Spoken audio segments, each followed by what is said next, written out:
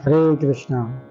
ओम अज्ञानतिमिरान्धस्य ज्ञानाञ्जनशलाकया चक्षुरुन्मिलितं येन तस्मै श्री गुरुवे नमः। जय श्री कृष्ण चैतन्य प्रभु नित्यानंद श्री अद्वैत गदाधर श्रीवासादि गौर भक्तवृंद।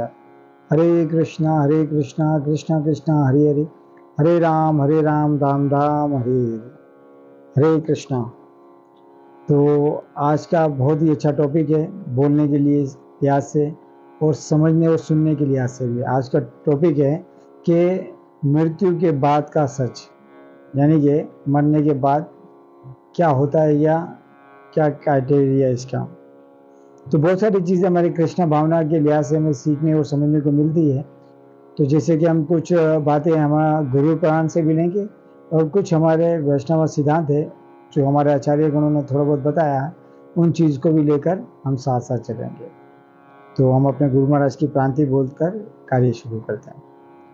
नमो विष्णुपदाय कृष्णप्रस्थाय भूतले श्रीमते कीर्तानंद स्वामी इति नामिने, नमस्ते भक्तिपदाय प्रभुपाद प्रियायते, लीला क्षेत्रम परम धामम स्थापितम येन पश्यन्।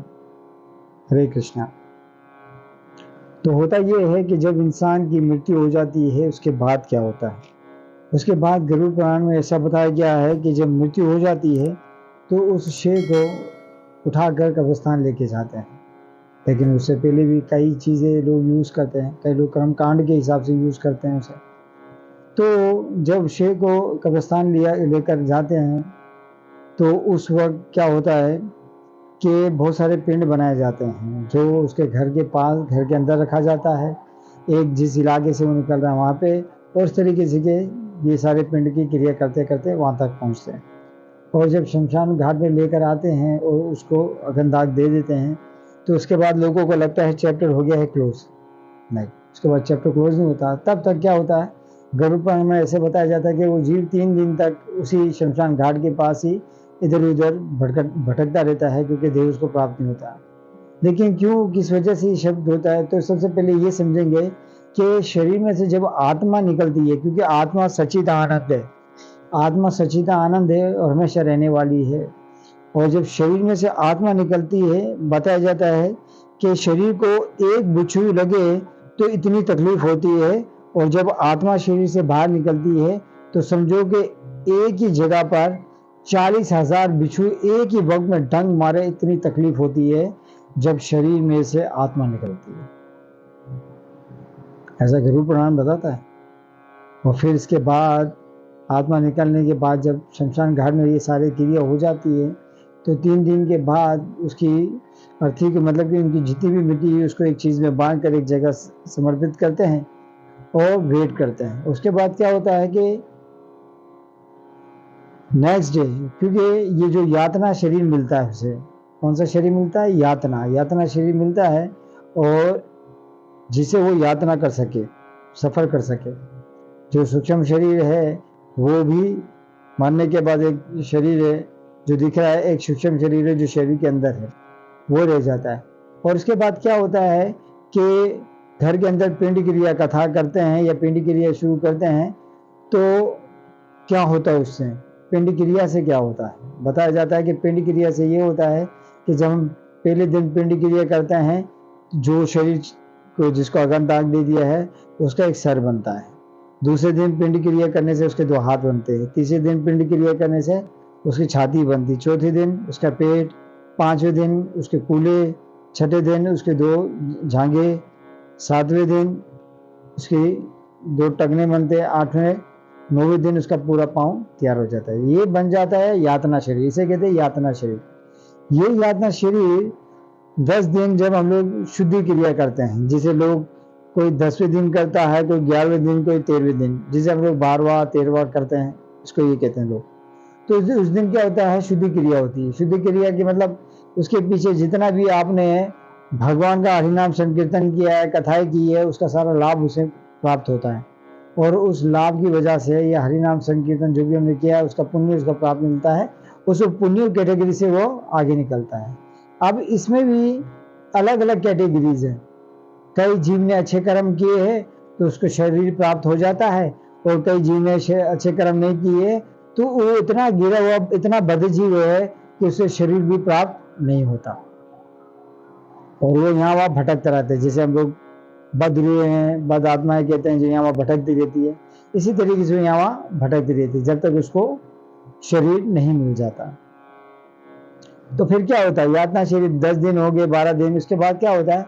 उसके बाद ये होता है कि आत्मा यातना शुरू करती है।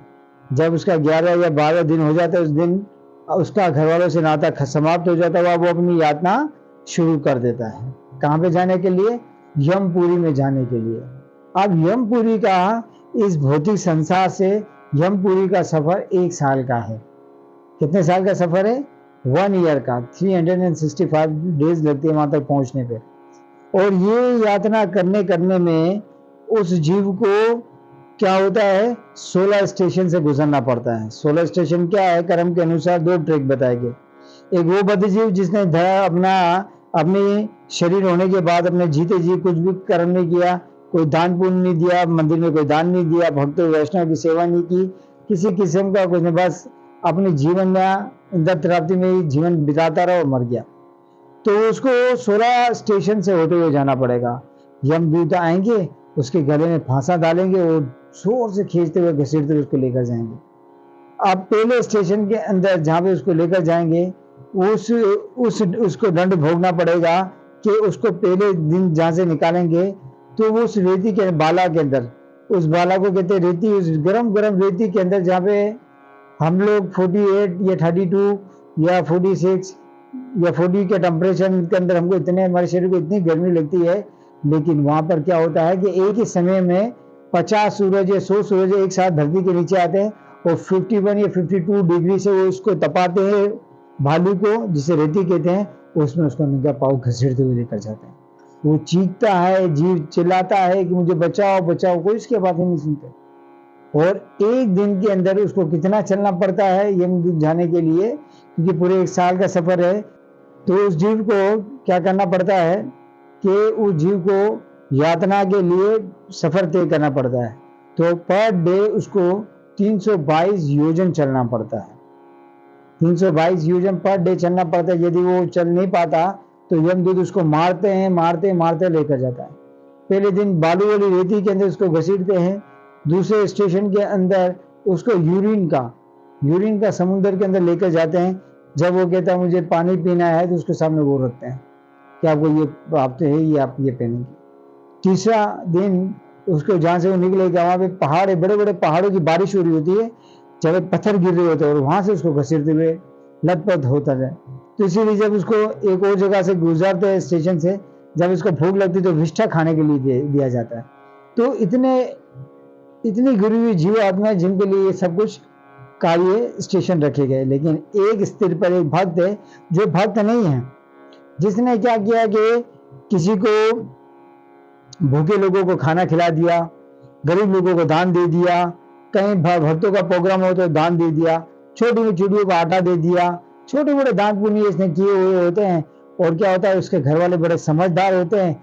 जब उसके मरने के बाद उसकी कथा कीर्तन होता है तो वो क्या करता है, ब्राह्मण को बुला के प्रसाद करवाते हैं, दान पुण्य देते हैं, ब्राह्मण को कपड़े देते हैं। तो ये सारी चीजें, जूते देते हैं, बर्तन देते हैं। तो ये जब चीजें उसको दान में मिलती है तो देते हैं ब्राह्मण को, उनके घर वाले हैं, लेकिन वहां पर उसको ये सारी चीजें प्रोवाइड हो जाती है। यमदूत बोलते यार ये लो जूते पहने, भाई तुम्हारे घर वालों ने ब्राह्मण को दान दिए थे, ये पहन लो। हाँ, लेकिन ये जो अच्छे कर्म करता है तो क्या होता है कि ये भी उसी स्टेशन से चल रहा होता है, लेकिन क्या होता है वहां पे छाव लगी हुई होती है, ठंडी ठंडी हवा चल रही होती है जहां से ही जा रहा होता है, क्योंकि इसने क्या किया है, एक अच्छे कर्म किए, अच्छे पुण्य कर्म किए, दान पुण्य किए, इसलिए इसका ट्रैक थोड़ा अच्छा है। लेकिन इस बद्धजीव ने ऐसा कुछ नहीं किया हुआ, ये बड़ा घसीटते बसीरते मारते कूदते करते ऐसे इसको लेकर जाता है। ये दोनों ही जीव हैं, लेकिन एक ने अच्छे कर्म किए थोड़े बहुत और एक जीव ने तो ऐसा कुछ भी नहीं किया। पाप कर्म का इतना रेशो बढ़ गया है कि जिन चीजों को ये करना नहीं भी चाहिए था तो भी ये कर्म करता था, लेकिन इसलिए इसको भुगतना पड़ता है। आगे चल के बहुत सारे ऐसे स्टेशन जहाँ पे पाप भोगना पड़ता है, तो गरम गरम तेल के अंदर इसको पकाते हैं, कई जगह पे सीखों के अंदर डालते हैं। इसे बताया जाता है जैसे कि लोगों का इंद्र प्राप्ति के अंदर बहुत हवस था, स्त्री से बहुत प्रेम था, हवा से उसके प्रति, तो गरम गरम लोहे को जलाकर उसकी स्त्री बनाते, उसके साथ उसको चिपका देते। बहुत तरीके से हमारे कितने प्रकार के 28 प्रकार के नरक है, जिसमें से एक माँ का गर्भ भी नरक है। 28 प्रकार के नरक है, जिसमें से माँ का गर्भ भी एक नरक माना जाता है। इसलिए शंकराचार्य अपने भजन के अंदर बहुत अच्छा बताते हैं एक लाइन के अंदर कि पुनरति जननम पुनरति मरणम पुनरति जननी गठरी शयनम ए संसारो बड़ो दुष्टारो कृपा अपारो ताहे मुरारो। तो शंकराचार्य यहाँ पे बहुत अच्छी चीज बताते हैं कि भज गोविंदम भज गोविंदम भज गोविंदम मूढ़मते। हे मूढ़मती, तू भगवान का नाम ले, इसके अलावा कोई आश्रय नहीं है। और क्या बोलते पुनरति जननम पुनः, यदि तुम भगवान का नाम नहीं लोगे तो क्या होगा? पुनरति जननम, बार बार जन्म होगा। पुनरति मरण, बार बार मरना पड़ेगा। पुनरति जननी गठड़ी शनम, वो गठड़ी शनम माता माँ के गर्भ को गठड़ी कहा जाता है, वहां पे बार बार आना पड़ेगा। और क्या करना पड़ेगा कि उस गठड़ी के अंदर तुम लोट पोत होंगे। कैसे 28 प्रकार के नर्क में से एक माँ का भी गर्भ नर्क है, क्योंकि वहां पे बच्चा उल्टा होता है, उसका सर नीचे होता है, टांगे ऊपर होती है। माँ जो भी यूरिन पास करती है या विष्ठा पास करती है, इन दोनों का लिंग वहीं जमा होता है, तो ये भी नर्क है। माँ कोई उस गर्भवती अवस्था के अंदर कुछ खट्टा तीखा खाती है, तो जैसे वो खाती है, क्योंकि स्ट्रेट है, माँ जो भी खाएगी, तो क्योंकि बच्चा उल्टा है, आंखें नीचे है, तो उसकी आंखों में आगे घुस जाता है। तो जब आंखों के अंदर ये सारी चीजें जाती है, भगवान से प्रार्थना करता है, चीखता है, चिल्ला जाता है, प्रभु मेरे पर दया करो, कृपा करो, मुझे यहाँ से निकालो, मैं जब यहाँ से बाहर निकलूंगा तो मैं आपका नाम लूंगा। तो भगवान इतने दयालु, इतने कृपालु है कि अंगूठे के छोटे से साइज लेके माता के लेफ्ट कान से माँ के गर्भ के अंदर चला जाता है और इस जीव को अपने गोद में बुलाता है। ऐसा श्रीमद् भागवतम के अंदर एक कहानी है। तो इसी प्रकार से सीखने और समझने का प्रयास ये है कि यदि हम भगवान का नाम नहीं लेते हैं तो ये फंसते हैं। तो क्या बोलते हैं कि कृपा अपारो ताहे मुरारो। क्या करते हैं शंकराचार्य भगवान से प्रार्थना करते हैं कि ये संसार बड़ो दुष्टारो, बड़े दुखों से भरा पड़ा है, तो आप अपनी कृपा से, दया से मुझे इतनी योग्यता दो या इतनी समृद्धि दो कि मैं इस भूमंडल से बाहर निकल सकूं यहाँ से, और इस जन्म मृत्यु के चक्कर से भी बाहर निकल सकें।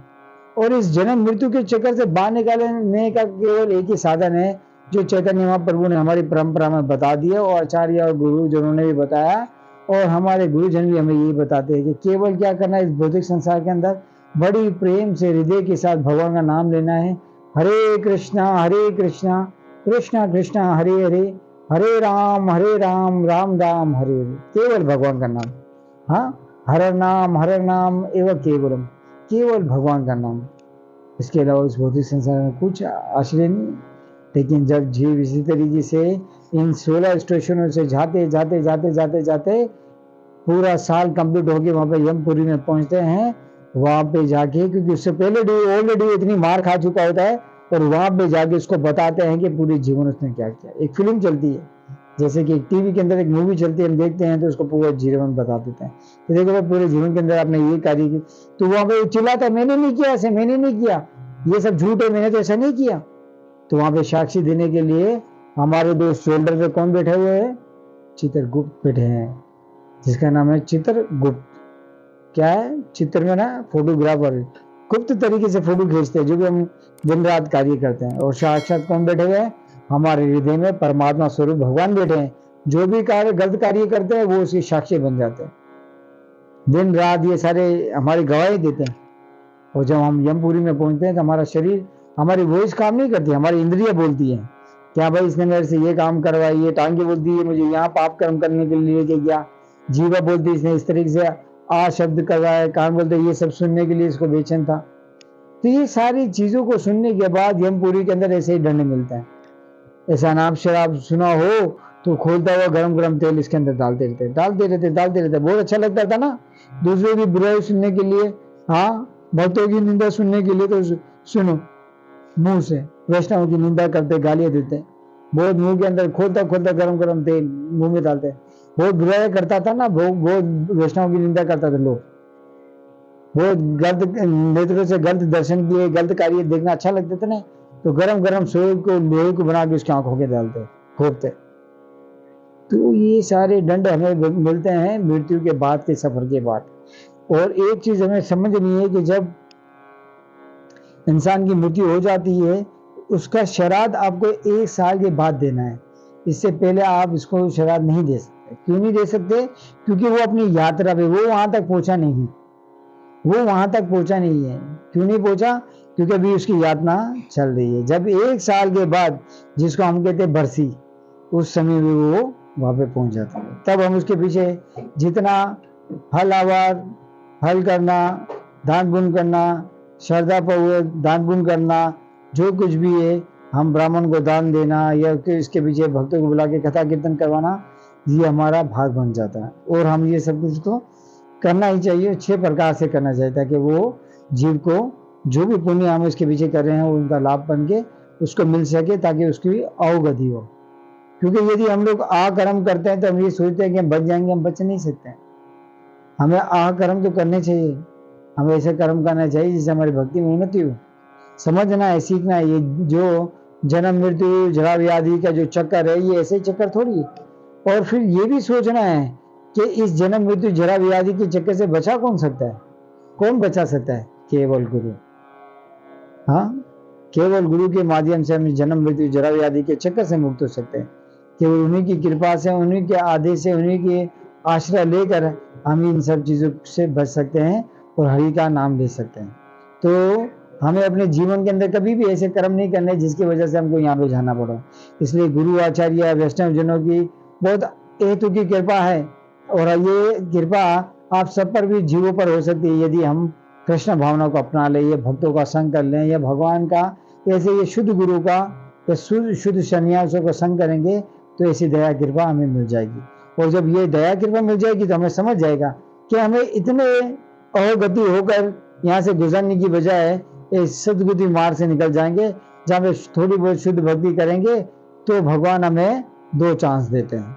भगवान बताते हैं भागवतम के अंदर कि मैं भक्तों को 2 चांस देता हूँ। जो कृष्ण भावना को अपना लेता है, ये भगवान की सेवा करता है, तो उसको 2 चांसर मिल जाते हैं। कैसे मिलते हैं? कि मरने के बाद या तो किसी ब्राह्मण के घर में वो पैदा होगा, या तो फिर वो एक अमीर घराने के अंदर पैदा होगा। जब वो अमीर घराने के पैदा होगा तो भी उसको भक्ति करने के लिए, क्योंकि धन दौलत इतनी होगी कि उसको भक्ति करने के लिए कोई परेशानी नहीं होगी। और जब वो ब्राह्मण के घर में पैदा होगा तो ब्राह्मण तो शुरू से ही भगवान के भक्ति कार्य को लेकर चलता है और कार्य कर रहा होता है, तो उसमें उसका बच्चे भी ऑटोमेटिकली उस भक्ति भाव को अपनाकर, जहाँ से उसने भक्ति त्याग की थी वहीं से शुरू कर देते हैं। भगवान इतने दयालु, इतने कृपालु है कि हमारी सोच भी नहीं है। भगवान क्या बताते हैं कि इतने करोड़ों जन्म से हम इसी सर्कल के अंदर से घूम रहे हैं। किस सर्कल के अंदर? जन्म मृत्यु जरा व्याधि के चक्कर के अंदर। लेकिन भगवान क्या अपनी दया कृपा करते हैं कि जहाँ से हमने भक्ति छोड़ी होती है और हम वहीं से भक्ति शुरू करते हैं, ताकि हम लोगों को ज्यादा टाइम वेस्ट ना हो। तो भगवान इतने दयालु कृपालु हम जीवों के पर दया कृपा करते हैं। हमें इसको समझने का प्रयास करना है। जब हम इसको समझने का प्रयास करेंगे तो हमें समझ आएगा कि हम अपना टाइम वेस्ट कर रहे हैं, फजूल टाइम वेस्ट, यहाँ वहाँ की बातों के अंदर, यहाँ वहाँ के खेलों के अंदर और अनेक और चीज़ों के अंदर। नहीं, हमें अपने समय को लेकर इसको बर्बाद नहीं करना है, बल्कि भक्तों को संग प्राप्त करके भगवान की हरि कथा को सुनना है, श्रवण करना है और भागवत सेवा और भागवत प्राप्ति करनी है, जिससे हम लोग भगवान को समझ सके और भगवान की भगवत भक्ति को भी समझ सके। तो इसलिए हमें कहाँ जाना पड़ेगा? एक शुद्ध गुरु के आश्रय लेना पड़ेगा। शुद्ध गुरु क्या करेंगे?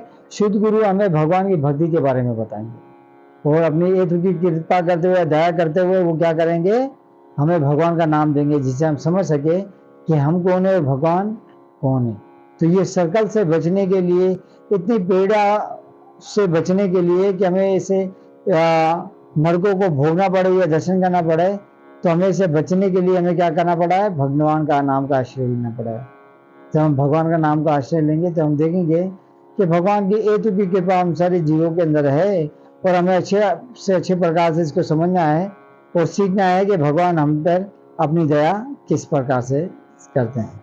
तो प्लीज़ आप सभी भगवान का नाम लीजिए और कोशिश कीजिए कि भक्तों को संग में रह के हरि नाम देते हुए भगवान के धाम जा सके। तो आइए हम सब मिलकर गुरु महाराज के नाम का आश्रय लेते हैं, भगवान का नाम का आश्रय लेते हैं, ताकि हम भगवत सेवा, भगवत प्राप्ति कर सके। तो मेरे साथ सब बोलिए, हरे कृष्णा कृष्णा कृष्णा हरे हरे, हरे राम राम राम हरे हरे। हरे कृष्णा। बहुत बहुत धन्यवाद आपका। हरि बोल। कलियुग पावन गौर हरि।